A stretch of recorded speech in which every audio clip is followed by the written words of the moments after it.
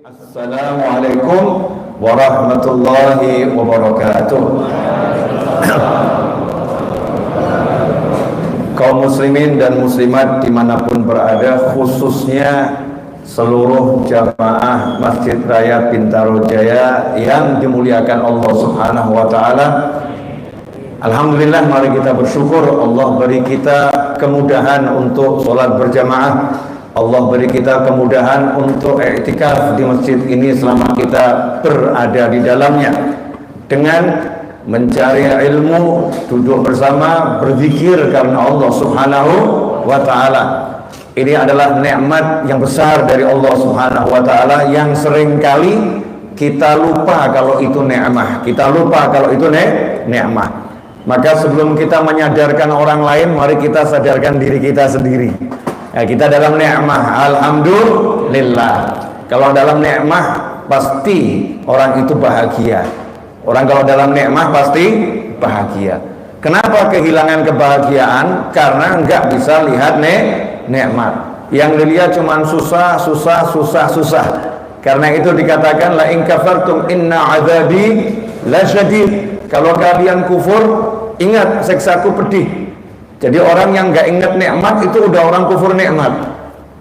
Tidak ingat nikmat itu sudah kufur nikmat. Ingat nikmat belum tentu syukur. Belum tentu syukur. Tapi tidak ingat kalau dirinya dalam nikmat itu sudah kufur nikmat. Karena nggak menyadari karunia yang Allah berikan pada dirinya. Gak menyadari apa yang Allah berikan pada dirinya. Kalau kita seperti itu, na'udzubillah min dzalik, dikatakan kufur. La in kafartum, kalau kalian kufur. Kenapa dikatakan kufur?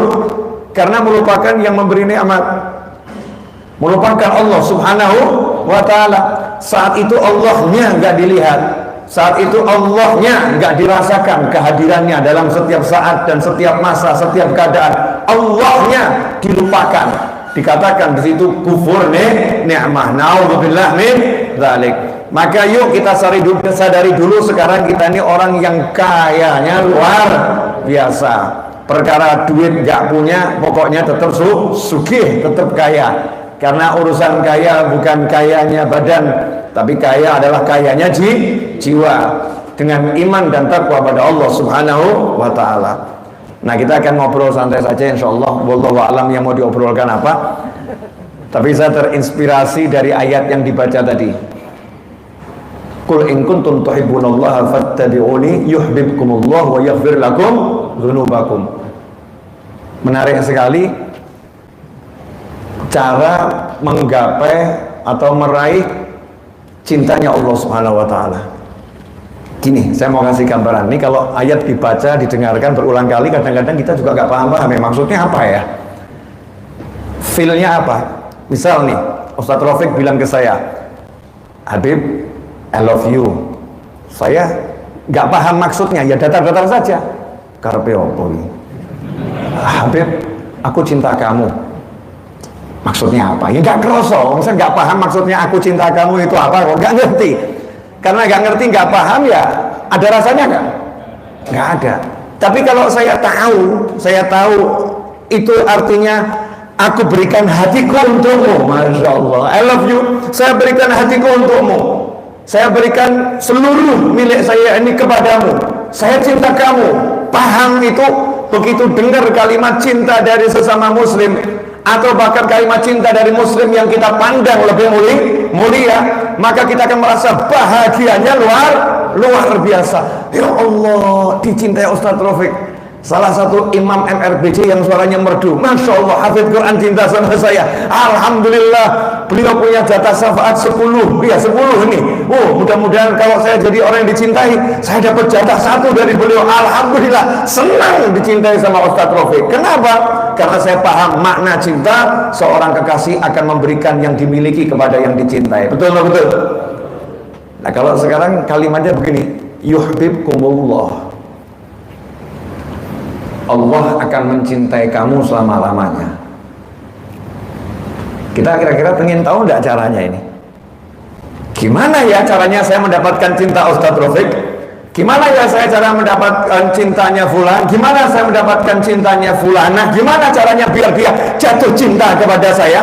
Kalimatnya bukan bagaimana cara saya mencintai beliau, tapi bagaimana beliau bisa cinta kepada saya, bagaimana beliau bisa sayang kepada saya, bagaimana beliau bisa menyerahkan semua yang dimilikinya untuk saya karena cinta tersebut. Jawabannya sederhana. Qul in kuntum tuhibbunallah, katakanlah kalau kalian cinta pada Allah. Ya kalau cinta sama Allah, semua orang muslim ngaku cinta sama Allah. Saya cinta Allah, saya cinta Allah, saya cinta Allah. Mungkin Anda ini yang di sini yang jomblo-jomblo, kalau ada perempuan cantik bisa ngomong, iya saya cinta dia. Pertanyaannya dia cinta kamu enggak? Kamu boleh tulis di medsos, ya ada cewek cantik, kamu tulis I love her so much, boleh. Pak, dia adalah hidup dan matiku, boleh, terserah mau kamu cinta, ngomong ya sakarepmu ya. Tapi paling kamu dinyinyir sama dia, ngimpi kali. Dinyinyir sama perempuan tadi, enggak level. Mungkin perempuan tadi akan ngomong muntah, ya, muntah ini jijik itu. Bisa seperti itu tanggapannya. Makanya yang dipentingkan di sini bukan bagaimana kamu mencintai, tapi bagaimana engkau dicintai oleh Allah Subhanahu wa Ta'ala. Dan itu sama Allah Ta'ala dibocorkan caranya, sama Allah Ta'ala dibocorkan rahasianya, dijelaskan oleh Allah Ta'ala. Artinya apa? Allah telah mencintai hamba-hambanya sebelum hambanya itu mencintai Allah, sehingga Allah terangkan gini loh caranya kalau mau dapat cintaku. Caranya begini. Gimana caranya? Qul in kuntum tuhibbunallah. Wahai Nabi SAW, katakan kepada seluruh umat Islam, umat manusia, kalau kalian ngaku-ngaku cinta Allah, qul in kuntum tuhibbunallah, kalian cinta Allah, cinta Allah, cinta Allah, cinta Allah. Simple. Yuhibbukumullah. Nanti Allah juga akan mencintai kalian. Tapi syaratnya satu, fattabi'uni, ikuti aku. Ikuti aku, nanti Allah akan mencintai kalian. Kalau udah Allah mencintai kalian, Allah akan mengampuni semua dosa kalian. Wa yaghfir lakum dzunubakum. Dosa kalian semua akan diampuni Allah Ta'ala. Nah di sini asyiknya. Berarti cara meraih cinta Allah mudah, ngikutin Nabi, selesai. Yang jadi masalah ini ngikutin Nabi gimana caranya? Ngikutin Nabi. Saya dari Solo menuju Jakarta, biar bisa sampai ke Bintaro. Kalau saya belum pernah ke Bintaro, caranya gimana? Ngikutin petunjuk orang yang sudah pernah sampai Bintaro. Betul? Saya nanya sama orang, gimana caranya sampai Bintaro? Bapak dari Solo, Semarang, Semarang Pekalongan, Pekalongan Tegal, Tegal Cirebon, Cirebon nanti terus aja lurus sampai nanti ketemu tol yang dulu ya, satu-satunya tol itu. Wah itu nggak ada tol yang lain, lewat situ masuk, itu namanya Cikampek. Keluar dari Cikampek itu nanti ada Jakarta, nanti ambil tol lingkar luar, nanti keluar di sana itu ada Bintaro, Pondok Rendah, keluar ke sana, pilih yang mana nanti saya sudah sampai Bintaro itu Pak. Udah pede, saya ikutin petunjuknya. Saya ikutin petunjuknya. Itu namanya ngikuti petunjuknya fulan. Ngikuti petunjuk. Tapi Nabi SAW tidak mengatakan ikuti perintahku, ikuti petunjukku. Enggak. Di ayat ini fattabi'uni, ikuti aku. Fattabi'uni, ikuti aku. Jadi akunya nggak pernah pergi, akunya nggak pernah bergeser, akunya nggak pernah hilang, akunya selalu ada dan diikuti. Itu makna ittiba. Contoh, Ustaz Taufik, saya mau ke Bintaro, caranya gimana? Beliau ngomong, ikutin saya. Beliau naik mobil di depan saya tinggal ngikutin. Ini namanya saya ikut Ustaz Taufik. Ngikutin bener, bukan cuma ngikutin petunjuk yang ditulis, tapi ngikutin beliau terus. Tahu-tahu berhenti mobil, kemudian Ustaz Rafiq mengatakan sudah sampai. Kalau caranya begitu enak atau enggak enak? Perlu mikir enggak? Enggak. Nabi enggak ingin Anda capek, Nabi enggak ingin Anda lelah, Nabi enggak ingin Anda susah. Maka dikatakan fattabi'uni, ikuti aku, ikuti akunya. Nanti akan sampai dengan sendirinya. Semua kesuksesan dunia, kesuksesan akhirat adalah dengan ittiba, mengikuti Nabi Muhammad Sallallahu Alaihi Wasallam. Nah ini makna mengikuti. Nah banyak orang yang kurang sampai di situ pemahamannya, kurang sampai di situ pemahamannya sehingga mengikuti petunjuk. Ikuti petunjuk, akhirnya mengikuti tulisan. Mengikuti tulisan, akhirnya mengikuti pemahaman yang ia dapatkan dari membaca tulisan. Akhirnya salah pemahaman, salah persepsi. Sehingga yang diikuti bukan Nabi, yang diikuti adalah nafsu untuk menafsirkan pemahaman tersebut, sehingga dia mengikuti hawa nafsunya sendiri. Na'udzubillah min dzalik. Nabinya dicocokkan sama nafsunya. Oh, ini cocok nih. Diambil. Oh, ini nggak cocok nih. Jangan. Nah, ini namanya mengikuti hawa nafsu, bukan mengikuti Nabi Muhammad Shallallahu Alaihi Wasallam. Yang kedua, Ustadz Rafiq Sherlock lewat Google. Sekarang kan lagi ngetren Google ya. Nanti pemirsa dimanapun Anda berada, insya Allah nanti kalau Anda 300 tahun lagi lihat tayangan ini ya, ini masih zamannya Google. Mungkin 300 tahun lagi bukan Google lagi ya, nggak tahu tuh nanti mesin pencarinya apa. Mungkin MRBG Search ya, MRBG Maps, nggak tahu kita ya. 300 tahun lagi teknologinya seperti apa, wallahu alam. Ini zaman saya ngomong zamannya Google ya, zamannya Google, pakai Google Map ya, walaupun ada Waze juga ya, tapi yang lebih terkenal adalah Google Map. Udah, Sherlock, saya klik, saya ikutin petunjuk yang dari Google. Pertanyaannya, beda enggak saya ngikutin petunjuk Google sama saya ngikutin orang langsung? Beda atau sama? Beda. Bedanya banyak atau sedikit? Banyak. Banyaknya di mana? Kalau Anda ngikutin petunjuk Google, penuh dengan ketidakpastian dan keraguan. Betul ya? Wah, ini kira-kira ini diarahkan jalannya cukup nggak buat mobil saya ini? Di sana kira-kira jembatannya masih utuh nggak ini ya? Kata Google masih ada jembatan, jembatannya udah hancur atau masih ada nih? Ini kata Google di situ nggak ada penutupan jalan. Nah, ini rupanya lagi ada pernikahan nggak ini? Ya, kalau ada pernikahan ada penutupan jalan di kampung-kampung itu kan ya. Saya sering ikuti Google, masuk, kemudian ada apa tanda janur kuning gitu kan ya. Maaf Pak, lagi ada pernikahan, putar balik. Ya udah putar balik. Korbanku Google. Karena saya ngikutin Google. Google-nya nunjukin jalan ya. Cuman Google nggak ngerti kondisi jalan. Beda dengan manusia. Dia berjalan dengan keyakinan dan kepastian. Jalan di sana jembatannya masih bagus. Jalan di sana memang agak muter dikit tapi nggak ada macet. Yang di sana paling cepat tapi jadi lambat karena macetnya luar biasa. Paham nih manusia. Makanya kita tidak disuruh mengikuti yang namanya buku, kitab, tapi kita disuruh mengikuti manusia. Karena itu dalam dunia keilmuan ada kalimat man syaikhuhu kitabuhu fa khata'uhu aktsar min shawabihi. Siapa yang gurunya adalah bukunya, maka kesalahannya lebih banyak daripada benarnya. Karena itu ikhwani rahimakumullah, dulu perintah Nabi kepada para sahabat jelas. Ya jelas sekali. Sallu kama ra'aitumuni usalli. Salatlah kalian semua seperti kalian melihat aku sedang sholat. Jadi yang mau belajar sholat itu suruh lihat bagaimana sholatnya Nabi Muhammad SAW. Udah lihat Rasulullah sholatnya begini. Nah begitu. Orang diajarkan ini Rasulullah sholatnya begini. Saya pernah lihat Rasulullah sholatnya begini. Kamu ikutin saya. Ini persis seperti sholatnya Nabi Muhammad SAW. Saya. Nah karena ada perkembangan zaman ditulis itu, maka jadilah ucapan Nabi dibukukan. Itulah merupakan hadis-hadis yang dibukukan. Dari ucapan Nabi yang dibukukan diambil kesimpulan, karena ucapan Nabi sangat banyak SAW. Dibuat nanti ada buku hadis sendiri, ada buku tafsir sendiri. Karena ucapan Nabi banyak menafsirkan ayat-ayat Al-Quran.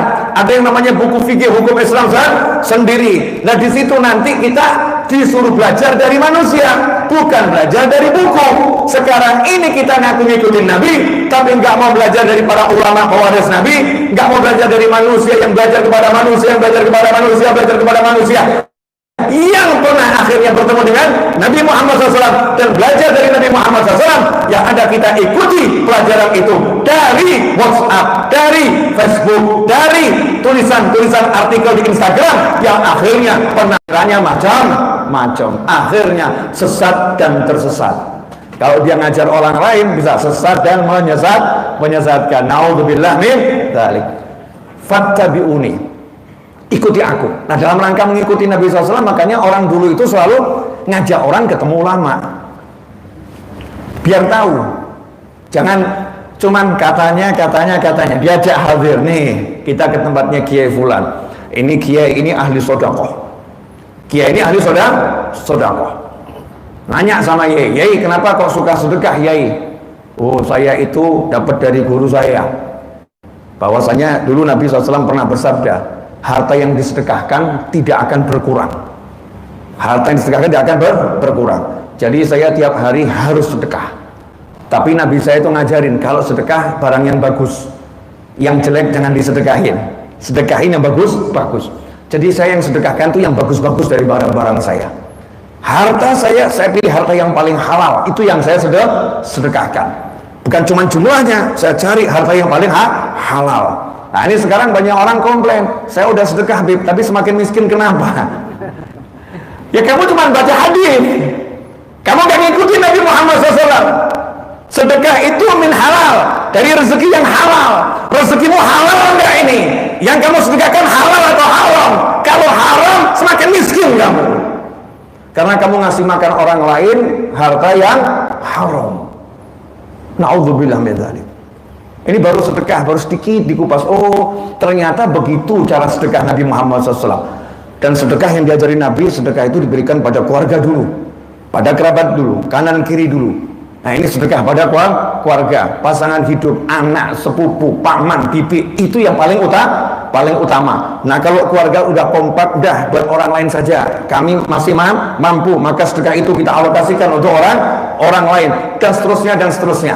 Belajar satu hadis, tapi datang langsung kepada ulama yang mengerti hadis itu, belajar dari ulama sebelumnya, dengan praktek, dengan melihat, dengan merasakan, dengan mengamalkan, itu jauh berbeda dari membuka lembaran buku.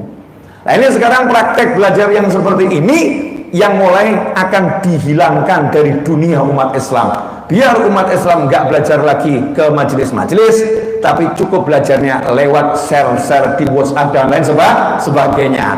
Share WhatsApp yang satu pindah share WhatsApp yang lain, dikurangi kemudian ditambahin, sehingga share yang asli sampai share yang ke-10 hasilnya udah jauh berbeda, sehingga pemahamannya yang tadinya A bisa menjadi Z, sehingga jadi salah kaprah, dan itu menjadi lumrah di masyarakat. Kan yang penting aku udah niat belajar, yang penting aku udah niat membaca. Niat harus dijelaskan dengan cara yang benar. Ikhwani rahimakumullah. Ini mana itibak, sampai di sini kira-kira paham nggak ini? Paham ya? Nah sekarang lebih dalam lagi. Ini udah pernah saya sampaikan, tapi saya ulangi lagi biar semakin mantap. Mengikuti Nabi, fattabi'uni, ikuti aku. Berarti ada pesan dari Allah Subhanahu wa taala. Umat Islam tidak boleh melepaskan pandangan hatinya, khayalannya dari memandang Nabi Muhammad SAW. Umat Islam harus selalu menghadirkan Rasulullah ada di sekitarnya. Rasulullah SAW ada di hadapannya, Rasulullah ada di depannya, Rasulullah imamnya, Rasulullah yang memimpin, Rasulullah haidnya, harus dilihat dengan mata hatinya. Sehingga dia ketika akan duduk, dia melihat dulu Rasul kalau duduk bagaimana ya. Oh, Rasul dulu begitu, dia akan duduk dengan cara duduknya Nabi Muhammad SAW. Ketika dia akan berbicara, dia akan lihat Rasul bicaranya gimana, dia akan tiru cara bicara Nabi Muhammad SAW. Ketika dia akan makan, dia akan melihat bagaimana Rasul makan SAW, maka dia akan tiru bagaimana makannya Nabi Muhammad SAW. Bukan membuka dari lembaran kitab, tetapi melihat bayangan Nabi Muhammad SAW yang udah dia bayangkan dalam hati dan jiwanya. Seperti muter film di depan itu, asyik. Oh, Rasulullah SAW ini kalau lagi belajar sama sahabat gimana ya? Saya gambarannya seperti ini. Semuanya diam, semuanya mendengarkan, gitu kan ya. Rasulullah SAW kemudian berkata, ya pandangan Rasul menyeluruh, melihat seluruh yang hadir, semua dilihat satu persatu, sehingga semua orang merasa aku yang paling dipandang oleh Nabi Muhammad SAW. Ini kan luar biasa hebatnya Rasulullah SAW. Nah kalau saya sebagai pembicara melihat itu, kemudian saya praktekkan semampu saya, maka hasilnya akan terjadi hubungan hati antara yang berbicara dan yang mendengarkan. Kalau udah seperti itu, nyambung hatinya, saling mencintai, maka cinta Allah akan turun kepada manusia-manusia tersebut. Fattabi'uni yuhibbukumullah. Ikuti aku, maka Allah mencintai kalian. Kalau begitu asik nggak nih? Pertanyaan saya nih, kapan terakhir kali bayangkan Nabi Muhammad SAW? Kapan terakhir kali bayangin Rasulullah? Kita ini muslim, syahadat, aku bersaksi tiada Tuhan kecuali Allah dan baginda Muhammad SAW adalah Rasul utusan Allah. Tapi 24 jam itu hampir nggak pernah bayangin nabinya, hampir nggak pernah bayangin Rasulnya, hampir nggak pernah ingat sama Rasulnya ketika makan, hampir nggak pernah ingat sama Rasulnya ketika minum, hampir nggak pernah ingat sama Rasulnya ketika melakukan apapun. Sehingga apa? Sehingga hidupnya jalan sendiri, nggak punya imam. Ya, jalan sendiri, nggak punya pemimpin, jalan sendiri. Pemimpin adalah nafsunya. Akhirnya apa? Sedikit saja kena ground jalan, sedikit saja kena halangan, dia menjadi bingung, galau dan lain sebagainya. Beda orang yang fattabi'uni, ngikuti Nabi Muhammad SAW, maka hidupnya terbimbing, terbimbing. Karena itu mulai sekarang saya ajak semuanya, hentikan belajar hanya dari membaca, tapi belajarlah membaca dari orang yang pernah membaca. Buku hanyalah alat untuk menambah pengetahuan, membantu, tapi guru adalah kunci utama di dalam pendidikan. Karena itu saat ini orang tua pada mengeluh, ibu-ibu di bawah ngeluh nggak bu? Kapan ini sekolah tatap mukanya? Mau sampai kapan kita sekolah daring demikian, sekolah online? Mau sampai kapan sekolah online? Bayangin nih, ini sekolah online tuh, gurunya ada, bukunya ada, online. Orang tua ngeluh, ternyata nggak mudah, ya nggak mudah jaga anak untuk belajar dari guru. Perlu nih tatap muka, harus bertemu antara guru dan yang belajar. Beda sekali ketemu di kaca sama ketemu di dunia nyata. Itu bedanya luar biasa. Anak-anak mulai mengatakan bosan di rumah, walaupun ketemu di layar monitor dengan banyak teman-temannya, dengan gurunya, pengen ketemu langsung, pengen megang, pengen nyentuh, ya, bahkan mungkin pengen dimarahin sama gurunya. Kenapa? Rasanya enak tuh dimarahin sama guru, kangen dimarahin, ya, macam-macam untuk anak-anak. Jasad perlu dipertemukan, tatap muka perlu dilakukan. Kapan itu akan dilakukan? Ikhwani rahimakumullah, mudah-mudahan segera, amin. Insya Allah negara kita diberi kemudahan untuk segera belajar dengan tatap muka agar COVID ini segera diangkat, amin. Ya, walaupun COVID-nya itu belum diangkat, ingat pesan Bapak Presiden, berdamailah dengan corona. Dulu pesan yang pernah saya dengar seperti itu. Jadi tetap 3M diterapkan, cuci tangan, pakai masker, jaga jarak. Itu selalu saya anjurkan di setiap majelis saya, pakai masker, cuci tangan, jaga jarak. Bahkan kalau di majelis saya nggak mau cuci tangan, tapi saya tambahin dengan tambahan yang jauh lebih banyak, pakai masker, jaga jarak, wudhu, ya, cuci tangan, cuci mulut, cuci muka, cuci telinga, cuci rambut, cuci kaki, semuanya dicuci. Berwudu, biar apa? Semakin suci lahirnya, semakin suci batinnya. Lakukan itu. Nah, nanti kalau sudah tatap muka, senang anak-anak, alhamdulillah. Sekarang tatap muka lagi, orang tua pun mengucapkan alhamdulillah, merdeka. Orang tua loh ya, saya kan jadi orang tua, tapi saya kan alirannya Muhammad mau mikir. Ya, kalau orang tua yang mikir-mikir kan pada stres tuh, capek gitu ya. Ini sudah waktunya sekolah ini. Itu udah online semua temanmu ini. Kamu masih tidur, ayo bangun. Orang tua yang mikirin anaknya. Kalau anak saya bangunin, ayo bangun. Waktunya sekolah. Udah sholat tuh ya. Waktunya sekolah, masih ngantuk, ya udah tidur lagi. Udah. Nah, masa saya suruh capek bangunin anak gitu kan ya? Ya udah tidur lagi, selesai. Paling ibunya yang protes, ini bapaknya nggak beres ini. Masa anaknya tidur dibiarkan, ya gimana udah dibangunin ya, ternyata susah bangun, ya sudah biar tidur dulu, nanti kalau bangun ya biar belajar, ya gitu aja kok repot. Itu prinsip saya nggak mau pusing-pusing, belajar tiap hari, tiap saat, tiap waktu, itu harus. Caranya setiap orang punya cara sendiri cara mendidik. Ikhwani rahimakumullah, ini baru prolog ya, tapi waktunya kok sudah 26 menit saya bicara ini. Baru prolog ya, tapi sudah 26 menit. Sekarang contoh kasus nyata. Laqad kana lakum fi Rasulillahi uswatun hasanah. Betul gitu ayatnya ya. Tapi ayat itu enggak berhenti di situ. Liman kana yarjullaha wal yawmal akhir wa dzakarallaha katsira. Sungguh lam ada qad, lam taukid sama qad juga taukid. Laqad kana ketemu fi'il madhi, artinya penegasan. Sungguh untuk kalian semua, dalam diri Nabi Muhammad SAW terdapat suri teladan yang terbaik. Tapi liman kana yarjullah wal yaumil akhir. Suri teladan ini untuk orang yang dia itu mengharapkan Allah dan hari akhir dan berzikir pada Allah yang banyak. mengharapkan Allah, hari akhir, zikir banyak. Nah ini kuncinya. Siapapun sekarang yang punya masalah apapun A sampai Z, pengen masalahnya selesai, pengen urusannya beres, hajatnya terkabul, nomor satu tujuannya harus benar dulu. Yang diharapkan bukan pangkat, bukan jabatan, bukan harta, bukan apapun. Yang diharapkan adalah Allah. Kalau yang diharapkan Allah, cek dulu hajatmu ini sama Allah sesuai enggak ini? Hajatmu diridhoi Allah enggak ini? Hajatmu beres enggak ini? Keinginanmu ini benar atau tidak? Lo ada orang yang ngomong, Habib, hajat saya enggak kabul-kabul. Saya udah baca sholawat 50.000 kali, tapi enggak kabul-kabul. Hajatmu apa? Menikah dengan istri tetangga. Lu kacau ini. Ini kan kacau. Terus maksudmu gimana? Apa kamu minta dia cerai gitu ya? Apa nunggu suaminya meninggal duluan ini? Ya kalau secara syar'i kan boleh toh, kalau dia nanti jadi janda kan saya boleh menikah dengan dia, kan dia legal-legal saja. Wah ini bukan legal, kelihatannya legal tapi niatmu busuk. Ya, naudzubillah min dzalik. Ini menggunakan sholawat untuk kepentingan haram. Ya, niatan yang salah. Ya kalau enggak kabul-kabul ya alhamdulillah, itu Allah mesti sayang sama kamu. Itu kalau kabul tambah ngeri. Masya Allah, Habib terima kasih. Setelah saya amalkan sholawat, saya kalau menipu jadi semakin lancar. Nah, ini kurang ajar ini. Itu menipumu lancar bukan karena sholawatnya, ya, tapi berkat baca sholawat, ya kamu mungkin masih panjang umur, dikasih kesempatan untuk tobat, tobat. Kalau enggak nanti, kamu celakanya luar biasa. Masih diberi kesempatan Allah Ta'ala untuk tobat. Cek dulu nih, niat kita ini apa? Niat kita apa? Yarjullaha wal yawmal akhir. Saya pengen ridhanya Allah, tapi hati saya ini belum bisa kontak Allah langsung, jadi belum bisa merasakan dicintai Allah, masih datar-datar, Bib.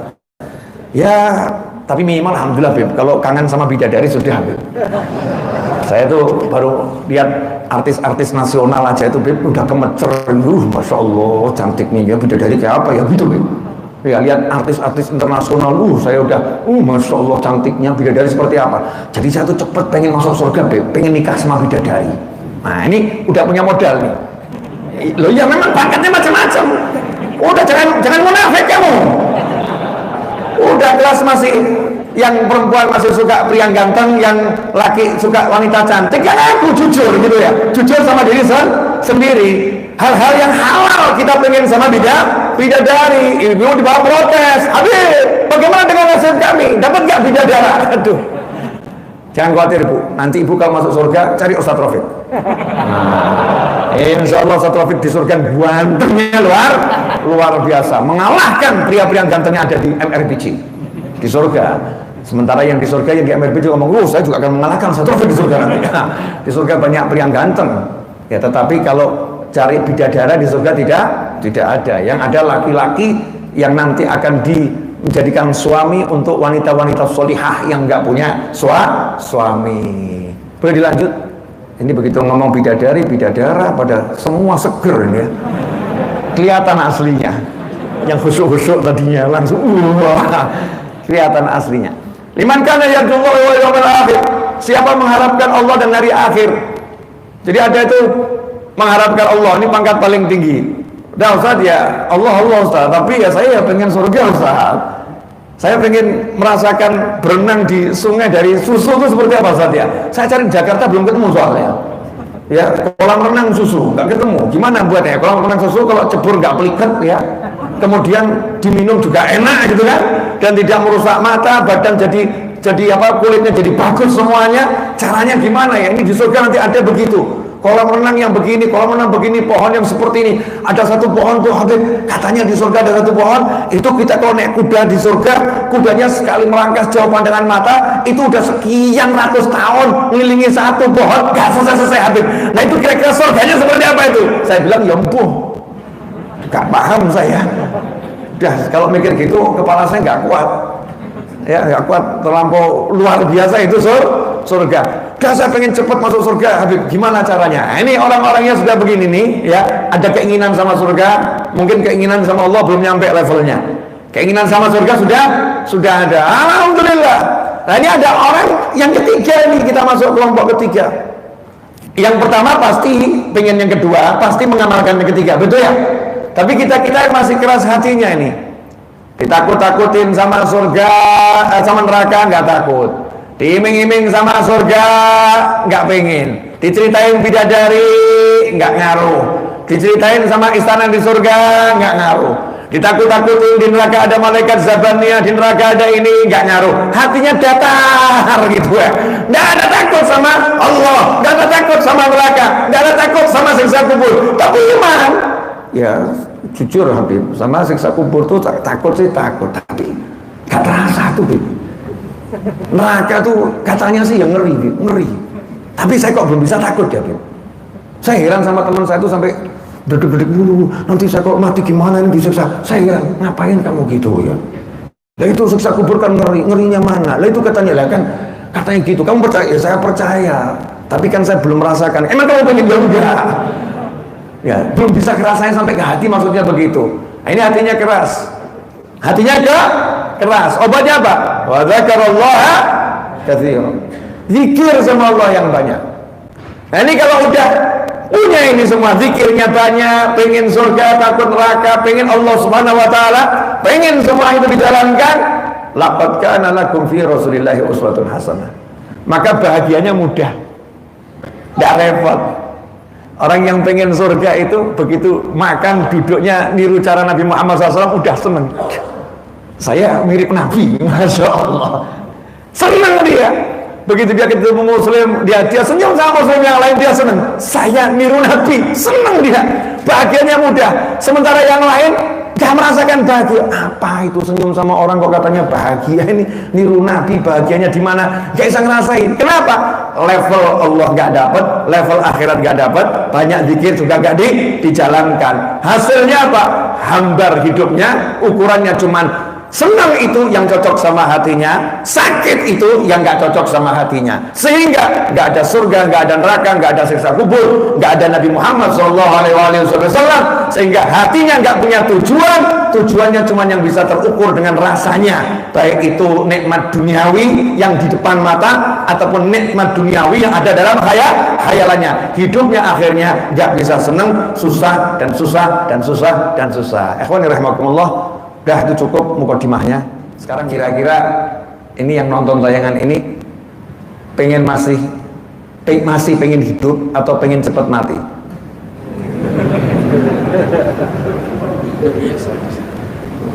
Pengen hidup, betul? Ya, oke. Kalau pengen hidup, jangan takut mati. Orang kalau kebanyakan takut mati, nanti cepat mati. Takut sama akhirat, betul. Takut sama siksa kubur, betul. Takut mati namanya was-was. Alladzi yuwaswisu fi sudurin nasi minal jinnati wan nas. Wah, ini saya kalau ke MRPJ walaupun jaga jarak ini jamaahnya banyak. Walaupun pakai masker, cuci tangan. Wah, Covid. Wah, nanti kena Covid mati saya. Akhirnya di rumah. Udah saya nggak akan keluar rumah. Di rumah kemudian istrinya mulai komplain, "Pak, kerja dong Pak, cari duit Pak, begini-begini." Ngomong sama istrinya, ya ini kalau aku keluar sekarang cari duit, kita harus ke pasar. Ini di pasar, ini protokol kesehatan entah jalan entah enggak. Nanti aku tertular, kamu tertular, kita sakit, mati kita. Ya, daripada mati ya lebih baik kita nggak usah kerja dulu. Istrinya sempat terpengaruh, oke.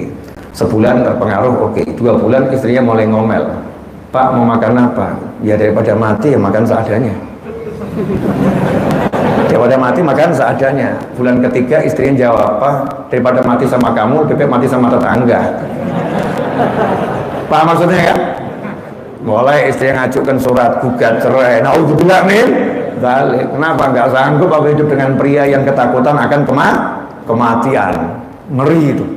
Akhirnya udah mati dulu. Mati apa? Mati nikmatnya hidup itu akan hilang. Nggak ada nikmatnya. Nah, terus bagaimana? Maka ya berdamai sama yang namanya musibah, berdamai sama namanya ujian. Mulailah keluar, tapi terapkan apa yang sudah dianjurkan dan dihimbaukan. Jalankan apa yang sudah diajarkan oleh negara kepada kita semua. Negara nggak pernah menghalangi, negara nggak pernah membuat kita susah kok. Cuman kita dikasih aturan tinggal diikutin gitu aja, repot. Selesai masalah, jaga jarak, ayo jaga jarak, cuci tangan, ayo cuci tangan, pakai masker, ayo pakai masker. Negara nggak pernah melarang orang untuk ibadah, negara nggak pernah melarang Anda untuk bekerja, bahkan negara mengatakan ayo bekerja, roda perekonomian harus digerakkan, tapi ikuti aturan, jalankan itu. Ini namanya orang nggak takut mati tapi berani hidup. Lah orang yang berani hidup itu selalu optimis. Ini saya ngomong begini karena di WA saya ini loh, WA saya ini, ya Allah, saya ketemu orang-orang yang saya akan buktikan, tapi nggak boleh buka identitas orang kan ya. Habib, saya rasanya ingin bunuh diri karena istri saya tiap hari dikejar-kejar oleh orang nagih hutang, sementara saya kerja di perbatasan. Saya tidak punya gaji yang cukup untuk hidup sehari-hari, apalagi untuk bayar hutang. Saya udah nggak sanggup hidup dengan seperti ini. Bagaimana solusinya Habib? Ingin bunuh diri saya. Kalimat saya ingin bunuh diri masuk ke handphone saya itu banyak, tidak sedikit. Masya Allah. Ini namanya takut hidup. Hidup. Ikhwani rahimakumullah. Semua ini terjadi hanya karena satu masalah simpel, sepele. Tapi ya, saya ngomong gini bolak-balik, orang ngomong, Beb, kelihatannya mudah ya Beb, tapi kok prakteknya susah ya.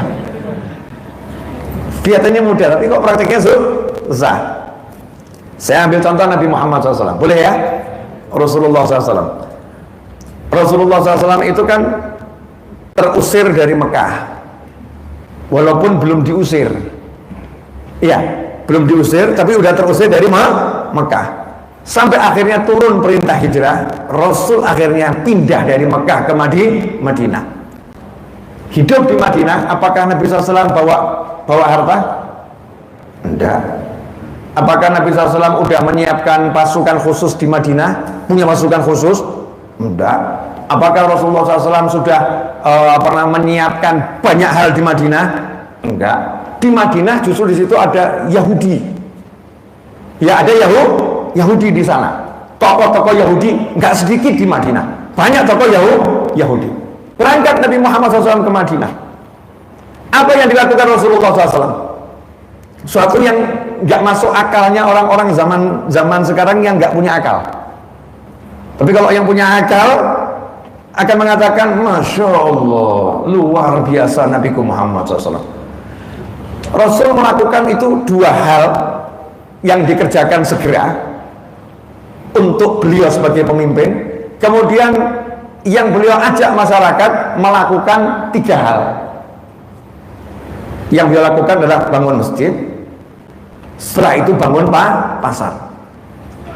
Saya mau nanya, bahasa kasarnya di negara orang gitu ya. Kalau Mekah negara sendiri, Madinah negara orang, bahasa kasarnya gitu ya. Di negara orang bangun masjid, bangun pasar. Sementara di situ hidup pusat perekonomian Yahudi. Pusat perekonomian orang-orang yang ahli cari duit, orang-orang yang ahli cari dunia, hidupnya menghalalkan segala macam cara untuk dapat dunia. Itu orang-orang Yahudi yang ada di Madinah, hidupnya seperti itu.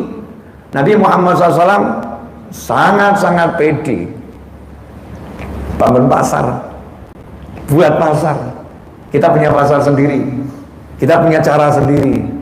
Siapapun yang muslim maupun non muslim silahkan berdagang bersama kami, silahkan masuk pasar kami, silahkan bisnis bersama kami. Kami punya sistem bisnis yang lebih enak, lebih bagus, ditunjukkan ini. Masya Allah, rame itu pasarnya Nabi Muhammad SAW. Pasarnya rame. Kenapa pasarnya rame? Karena nabinya juga pedagang. Rasulullah SAW itu hidupnya dari kecil udah berdagang, tahu caranya bagaimana berdagang. Terus bergerak Nabi Muhammad SAW membangun ekonomi umat, optimis. Tapi coba orang zaman sekarang, begitu dari satu kantor dipindah, tadinya di Jakarta udah enak dekat keluarga, dipindah entah di ujung pulau mana gitu, sepi. Mulai komentar, Habib, dulu sih saya enak Habib, sekarang dipindah di tempat terpencil Habib. Waduh, kehidupan di sini nggak enak Habib, susah mau cari tambahan nafkah itu susah. Ini di perbatasan Habib, gimana saya mau dapat tambahan income? Saya nggak bisa. Saya rasa pengen mati. Kenapa seperti itu? Simple. Karena hidupnya nggak pernah melihat Allah, hidupnya melihat dirinya sendiri. Bisa dipahami belum nih? Belum. Ya memang belum diterangkan. Kan mau saya terangkan. Insyaallah saya terangkan dikit. Isya aja berapa Ustaz di sini? Hah? 7:04 ya adzannya. Oke, selesainya jam 7:15 boleh ya? Ya, masih ada 14 menit perpanjangan waktu dari lebih 4. Nah, tambah 10 menit untuk menjelaskan ini. Inti di akhir ini mudah-mudahan menjadi ilmu buat saya dan hadirin semua. Simple. Ya Rabb, beri kemudahan untuk bicara. Berkah manfaat. Saya baca tulisan di sebuah meme. Manusia datang ke muka bumi ini nggak bawa apa-apa dan tidak punya apa-apa dan tidak tahu apa-apa. Betul. Terus nanti pergi juga nggak tahu perginya kapan.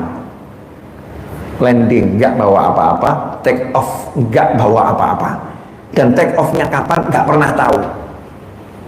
Take off-nya kapan nggak pernah tahu. Sekarang saya mau nanya, sudah ngerasain itu belum? Ngerasain kalau mau di take off kan? Udah belum? Belum. Berarti saya bicara sama orang sadar atau orang mabuk ini?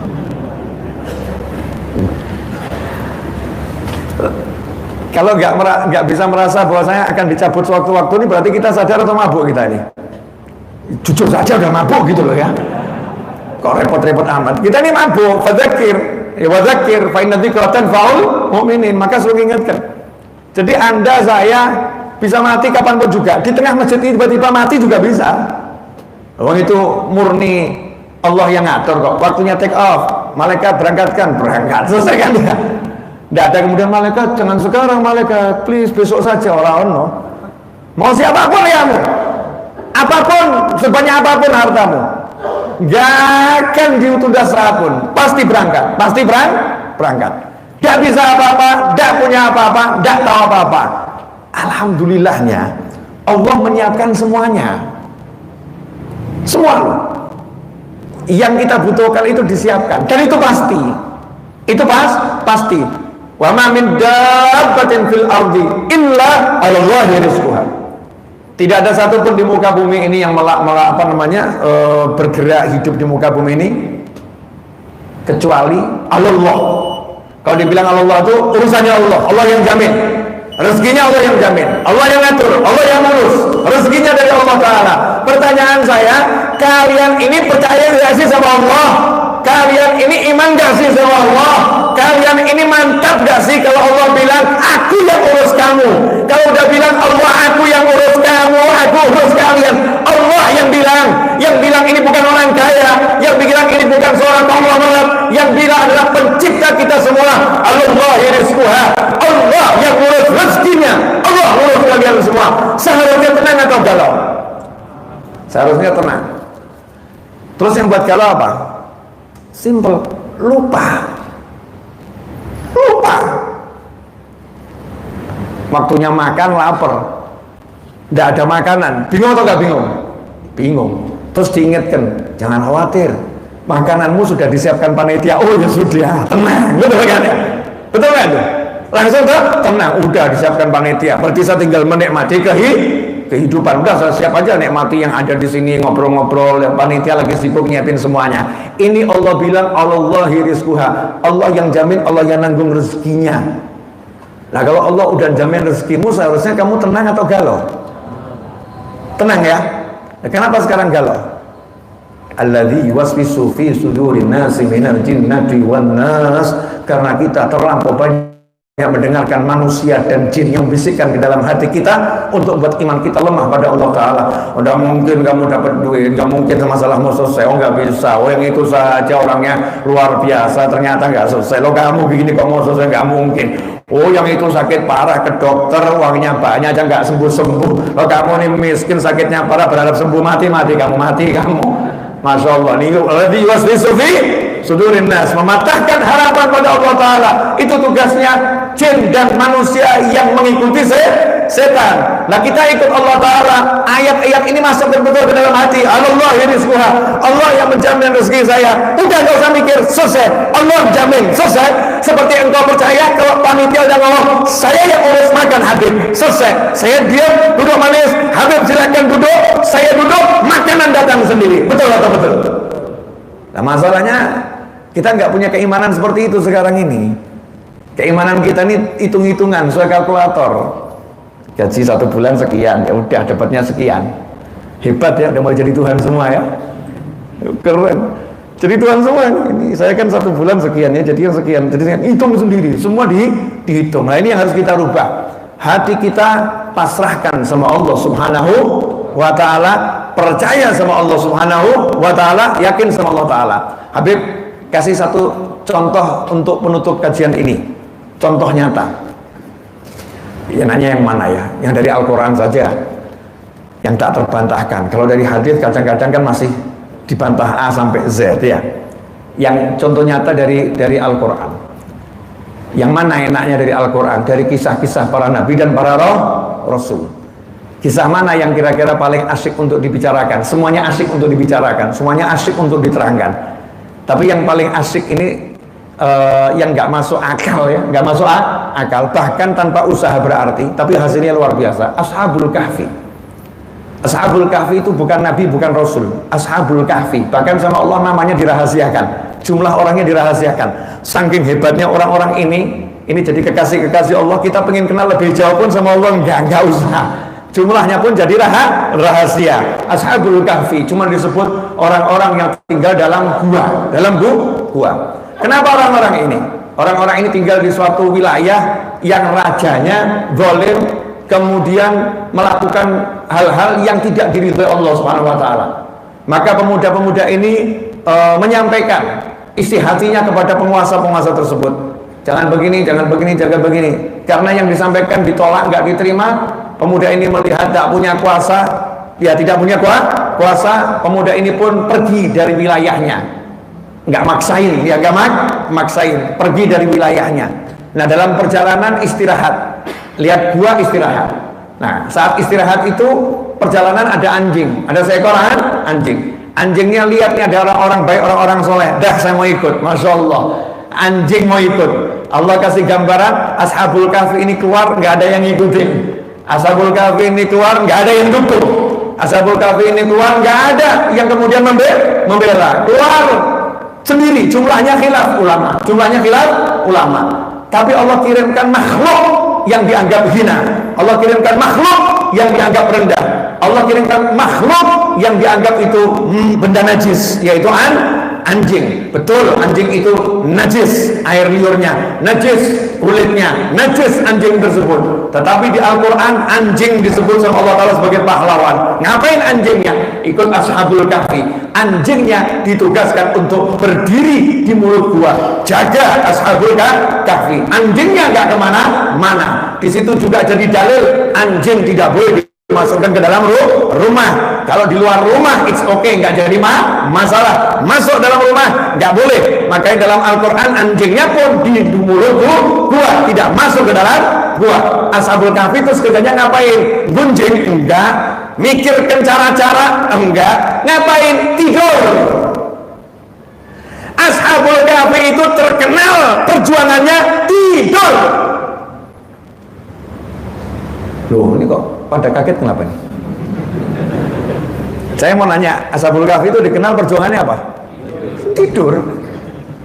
Dan tidurnya ini harus kita hauli tiap malam Jumat sampai Jumat. Tiap malam Jumat sampai Jumat itu kita disuruh hauli Ashabul Kahfi. Haul memperingati kehidupan Ashabul Kahfi. Itu ayat di surat Kahfi isinya menceritakan tidurnya Ashabul Kahfi. Fityatun amanu, beberapa orang pemuda yang beriman pada Tuhannya, wazidnahu huda, kami tambah mereka hidayah, petunjuk. Jadi punya hati imannya lebih dari orang lain, punya karomah lebih dari orang lain. Tidur. Berapa tahun tidurnya? 309 tahun. Itu lama atau sebentar? Ya, besok silakan ya. Habib saya mau ittiba Ashabul Kahfi. Makom tidur, saya mau tidur ya. Ashabul Kahfi itu tidurnya niatnya sebentar. Tapi kan yang menidurkan manusia Allah, bukan mata kita pejamkan kita tidur, enggak. Allah yang menidurkan dan Allah yang membangunkan. Walaupun dibangun-bangunkan, kalau enggak waktunya bangun ya enggak bisa bangun, betul ya? Orangnya sehat, enggak sakit, sampai digebur enggak bangun, nih bingung gimana enggak bangun-bangun. Cara yang bangunkan Allah, kan kamu. Kalau Allah belum bangun kan tidak akan bangun. Makanya ibu kalau bangunin anak jangan marah-marah. Ini bangun gak bisa bangun, susah dibangunin. Nah itu sombongnya ibu. Ibu menganggap ibu bisa bangunin anak ibu. Yang bisa bangunin adalah Allah subhanahu wa ta'ala. Minta sama Allah, ya Allah tolong bangunin anak saya. Nah bangun nak, anak bangun nak. Kata anaknya, temen ibu baik bener hari ini. Tumben, rupanya habis dengar MRPJ. Berubah konsep. Gak teriak-teriak lagi ibunya, gak marah-marah lagi ibunya. Subhanallah, Ashabul Kahfi tidur. Ya, setiap orang boleh punya cara, setiap orang boleh punya konsep. Habib Novel punya cara sendiri, punya konsep sendiri. Tidur Ashabul Kahfi tapi bawa cita-cita. Tidur bawa niat. Kan niat itu sudah ditunjukkan dengan berbuat ya. Dia berbuat meninggalkan wilayah yang di situ dia tidak bisa ibadah, wilayah yang di situ dia susah untuk ibadah, keluar sama Allah ditidurkan, tidur mengharap adanya perubahan ke arah yang lebih baik. Hasilnya bangun lapar. Jadi Anda kalau bangun tidur lapar mirip kisah Ashabul Kahfi. Bangun tidur lapar. Dan menariknya Ashabul Kahfi itu tidur bawa duit. Ini kadang nggak dibahas sama orang. Jadi Ashabul Kahfi itu bukan kemudian pergi nggak bawa bekal, bawa duit. Tapi cari makannya kemana? Karena ini kan masih di wilayahnya kerajaan yang dolim tadi. Cari makannya di pasar terdekat, cari makan di pasar terdekat. Nggak pergi semuanya karena takut ketahuan nanti. Takut ketangkep kerajaan dolim. Maka berangkat salah satu, ya bawa duit, nggak ngemis, nggak minta-minta. Nih kadang orang safar jadi pengemis, naudzubillah min dzalik. Kalau nggak cukup bekal jangan berangkat. Bekal disiapkan berangkat, begitu mu'min. Bukan kemudian berangkat tanpa bekal, kemudian di jalanan kita minta ke sana dan ke sini. Ini melanggar isinya Al-Quran. Ini melanggar ajaran Nabi Muhammad SAW. Kecuali kalau memang betul-betul nggak punya bekal, lain masalah. Tapi harus dipersiapkan dulu. Bawa duit bangun ke pasar belanja. Nah di situ baru orang kaget, ini mata uang 300 tahun yang lalu ini barang antik ini. Ini kalau kami terima, kami bisa ditangkap sama raja karena dianggap mencuri peninggalan berharga di museum ini bahaya ini. Maka laporkan ke penguasanya, laporkan penguasa. Ternyata penguasanya udah berubah. Negara itu sudah berubah di negara yang bertakwa, beriman pada Allah Subhanahu wa ta'ala, negara yang betul-betul adil dan makmur. Hikmahnya apa? Ashabul Kahfi hanya tidur. Yang merubah kerajaan siapa? Saya mau nanya, ada cerita pelengkapnya enggak? Setelah Ashabul Kahfi pergi, kemudian muncul fulan berjuang, enggak ada kan? Sama Allah cerita itu udah ada. Yang ada Ashabul Kahfi bangun, kerajaannya udah berubah menjadi kerajaan yang adil dan makmur. Kerjanya ngapain? Tidur. Kerjanya tidur. Kenapa? Karena yang bekerja adalah Allah Subhanahu wa ta'ala. Karena itu ikhwan rahimakumullah, hatimu harus bersama Allah. Jangan banggakan dirimu, jangan banggakan hartamu, jangan banggakan pintermu, jangan banggakan apapun, tapi pasrah betul pada Allah Subhanahu wa ta'ala. Jangan sombong dengan apa yang kita miliki, tapi kamu betul-betul la ilaha illallah Muhammad Rasulullah SAW. Kalau udah begitu, lakukan sebisa mungkin, sebaik mungkin apa yang bisa kita lakukan. Selebihnya biar Allah nanti yang menghasilkan apa yang kita inginkan. Mau nikah ya udah, berangkat saja ngelamar, ditolak Habib nasib. Gitu aja kok repot. Mau kerja ya sudah, berangkat saja kerja, ditolak Habib, wah itu perjalanan untuk mendapatkan bos yang baik. Makanya kalau Anda ditolak itu pegang prinsip ya, penolakan adalah jalan menuju penghasilan yang lebih besar. Ditolak di sini, tolak sini, tiba-tiba diterima di sana. Ya, itu menuju penghasilan yang lebih besar. Kalau ditolak sama calon istri ngelamar, ditolak, alhamdulillah. Kenapa? Lebih baik ditolak sekarang daripada dibuang kemudian. Lebih baik ditolak sekarang daripada dibuang kemudian. Alhamdulillah, ditolak sampai akhirnya ketemu yang menerima. Nyantai dalam kehidupan karena punya Allah. Nah sekarang ini Allahnya itu di mana itu loh? Umat gak sedikit yang kehilangan Allah. Makanya diperintahkan ulama untuk mengingatkan la ilaha illallah. Makanya Pancasila sila pertama ketuhanan yang maha esa, dikembalikan semua ke situ. Insyaallah berkah manfaat. Mohon maaf saya nggak bisa bicara banyak-banyak.